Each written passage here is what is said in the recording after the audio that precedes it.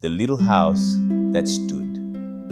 The wind howled through the valley as the Johnson family huddled together in their small, cozy home. It wasn't much, a simple wooden house with a creaky porch and faded shutters, but it was theirs.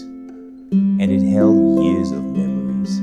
The laughter of their children, Emily and James, had echoed through its walls, and late-night prayers had filled every corner. Then, one stormy night, disaster struck.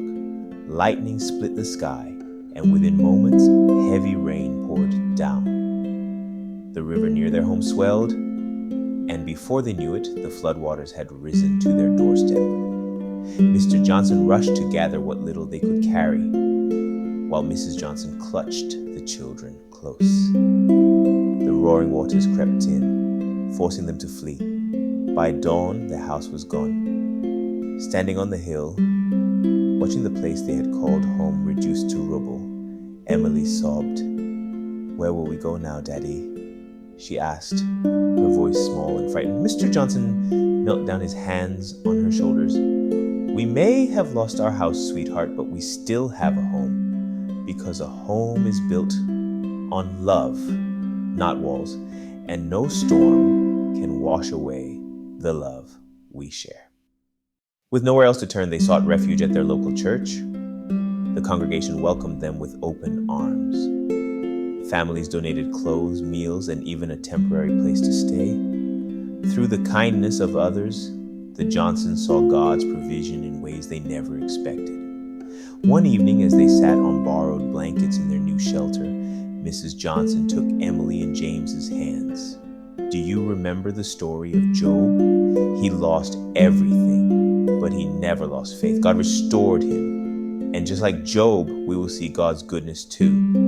Weeks passed and the family worked tirelessly. With the help of the community, they began rebuilding. Not just a house, but a foundation stronger than before.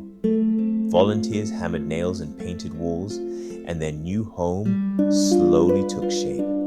On the day they moved in, the sun shone brightly over their new doorstep. As Mr. Johnson looked at his family, he realized that the storm had only strengthened them. They had lost their house, but they had found something far greater. The unwavering love of God and the kindness of those he had placed in their lives. That night, as Emily and James lay in bed, Emily whispered, "Mommy, I think our new house is even better than the old one." Mrs. Johnson smiled. "Because it's built with faith, my love, and faith will always stand." Moral of the story: when we build our lives on faith, not even the worst storms can shake us.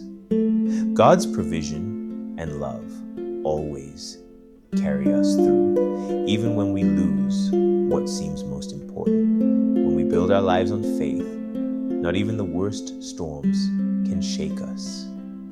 God's provision and love always carry us through, even when we lose what seems most important.